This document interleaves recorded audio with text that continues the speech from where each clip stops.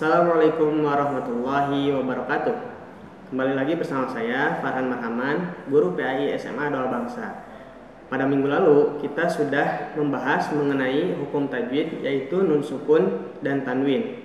Nah, pada kesempatan kali ini saya akan menjelaskan mengenai taat aturan dan kompetisi dalam kebaikan di dalam Islam. Untuk itu, mari kita simak video berikut ini. Materi bab 1 tentang taat kepada aturan, perilaku kompetitif dalam kebaikan, dan kerja keras. Definisi dari taat aturan itu sendiri adalah taat memiliki arti tunduk, tidak berlaku curang, dan atau setia. Dalam artian ketika seseorang taat terhadap aturan, maka dia harus tunduk, tidak berlaku curang, dan juga setia gitu. Lalu definisi dari aturan itu sendiri adalah tindakan atau perbuatan yang harus dijalankan.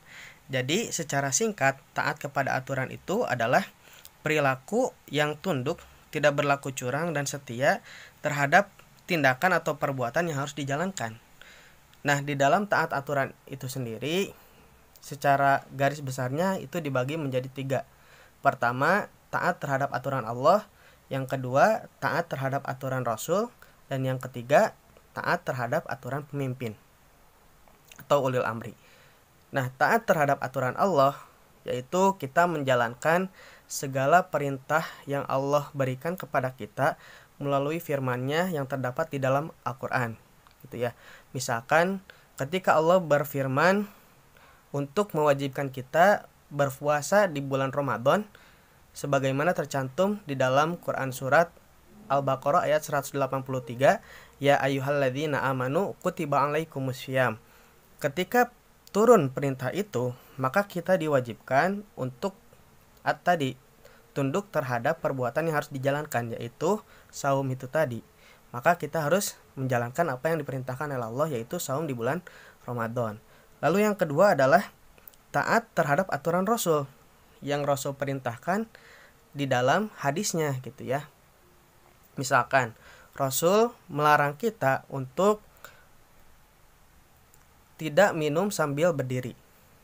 La yashrabanna ahadun minkum qa'iman. Kata Rasul, janganlah salah seorang di antara kalian minum sambil berdiri. Maka ketika Rasul memerintahkan kita untuk minum sambil duduk, dalam artian tidak boleh minum sambil berdiri, maka kita harus menjalankan aturan ataupun perintah yang diperintahkan oleh Rasul tersebut, gitu ya. Lalu yang ketiga adalah aturan atau taat terhadap pemimpin, di mana ini pun harus kita jalankan selama aturan atau perintah dari pemimpin tersebut tidak melanggar aturan syariat atau aturan Allah dan Rasul-Nya. Seperti misalkan pemerintah memerintahkan kita untuk selalu menjaga kesehatan, mengikuti protokol kesehatan di masa pandemi corona, yaitu dengan cara senantiasa mencuci tangan, ketika keluar rumah memakai masker dan lain sebagainya. Maka kita harus tunduk dan patuh terhadap aturan tersebut, gitu ya. Kenapa kita harus tunduk terhadap aturan Allah, aturan Rasul, begitu juga aturan pemimpin? Karena ini sesuai dengan apa yang Allah firmankan di dalam Quran surat An-Nisa ayat 59. Ya ayyuhalladzina amanu atiullaha wa atiur rasul wa ulil amri minkum. Kata Allah, wahai orang-orang yang beriman, taatilah Allah dan taatilah Rasul dan ulil amri atau pemegang kekuasaan di antara kamu. Nah, ini ayat yang memerintahkan kita untuk senantiasa tunduk dan patuh terhadap aturan Allah, aturan Rasul, dan juga aturan ulil amri atau pemimpin kita, gitu. Jadi, sebagai orang yang beriman, ketika Allah menyeru dengan kata ya ayyuhalladzina amanu, maka kita wajib untuk mengikuti apa yang Allah perintahkan yang terdapat di dalam Al-Qur'an, yaitu diantaranya adalah untuk tetap patuh terhadap aturan-aturan yang berlaku, baik di dalam Al-Quran, di dalam hadis, ataupun aturan pemerintah di dalam undang-undang dan lain sebagainya. Seperti itu. Lalu yang kedua adalah definisi dari kompetisi dalam kebaikan, di mana kompetisi dalam kebaikan itu adalah kompetisi yang diniati hanya karena Allah semata, dan niat itu yang membedakan antara kompetisi yang mulia dan yang bukan. Dalam artian kompetisi dalam kebaikan itu adalah kompetisi yang memang diniatkan untuk mencari ridho Allah, bukan kompetisi yang diniatkan untuk mencari selain dari keridhaan Allah. Misalkan kita berkompetisi dengan rekan kita, dengan sesama muslim untuk senantiasa berlaku taat terhadap apa yang Allah perintahkan gitu. Ketika kita melihat saudara kita rajin melaksanakan sholat duha, maka ketika kita mempunyai jiwa kompetisi dalam kebaikan, kita tidak mau kalah gitu untuk melakukan kebaikan yang sama atau bahkan lebih baik daripada saudara kita gitu ya. Dan ini dicontohkan oleh sahabat-sahabat Rasul.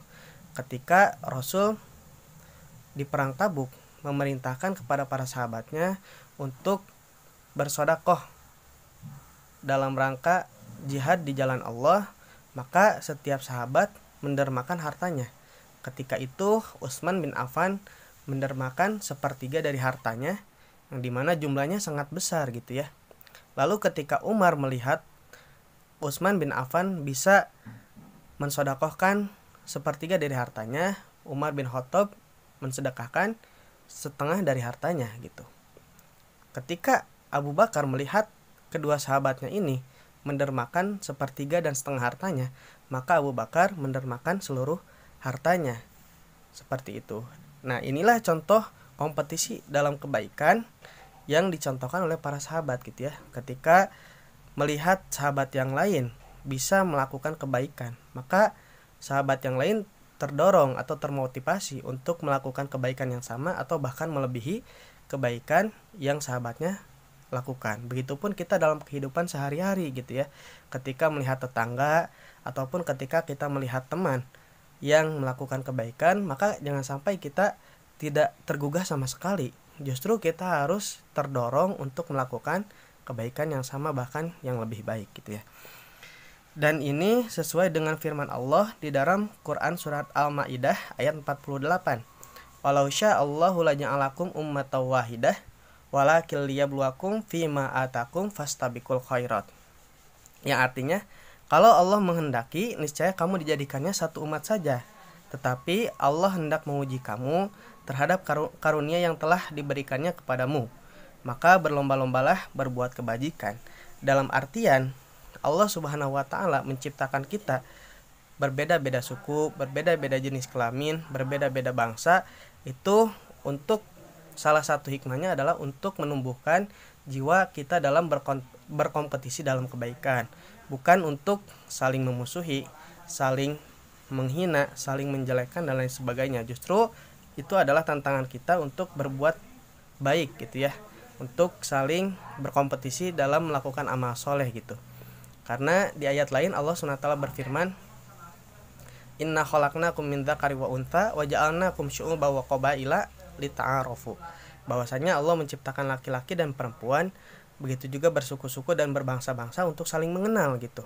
Dan ketika kita sudah menjadi sunatullah diciptakan berbeda-beda suku dan bangsa, maka tadi tujuannya adalah untuk saling mengenal dan salah satu hikmahnya adalah untuk berkompetisi dalam kebaikan gitu.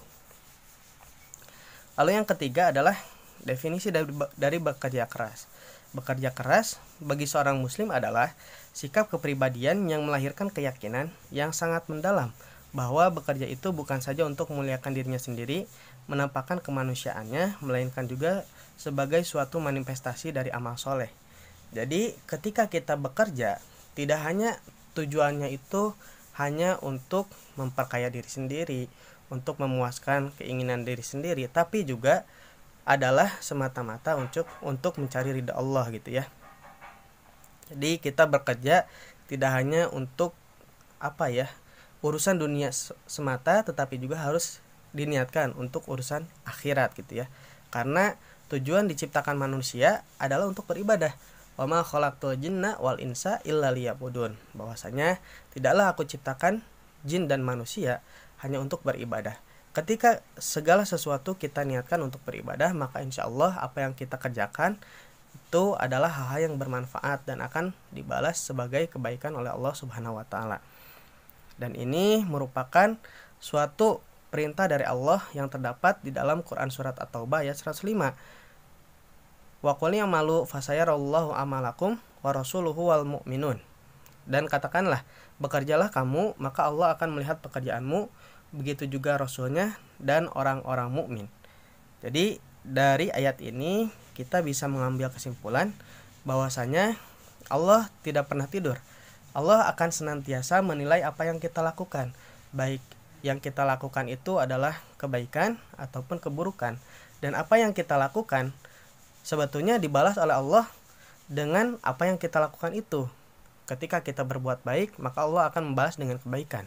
Ketika kita berbuat buruk, maka Allah akan membalas dengan apa yang kita lakukan gitu, dengan keburukan pula. Ha jazaul ihsan illal ihsan.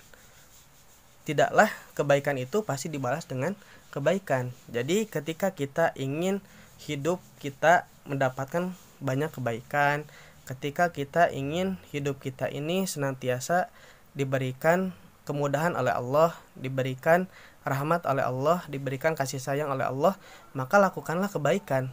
Dan semua yang kita lakukan dalam kehidupan ini harus diniatkan untuk mencari ridha Allah. Ketika kita belajar, kita niatkan untuk mendapatkan ridha Allah, mendapatkan apa yang Allah ridhoi gitu ya, apa yang Allah perintahkan untuk mencari ilmu gitu ya. Jangan sampai kita belajar tapi untuk mencari kekayaan, untuk terlihat supaya kita ini sebagai orang pintar gitu dan lain sebagainya. Tidak seperti itu, tapi segala sesuatu yang kita lakukan harus diniatkan karena Allah semata. Nah, bagaimana penjelasan tadi? Apakah bisa dipahami? Jika ada pertanyaan, silakan komentar di bawah ini. Terima kasih, sampai jumpa. Hadanallahu wa iyyakum ajmain wa syukran ala husni ihtimamikum. Wassalamualaikum warahmatullahi wabarakatuh. Audio Jungle.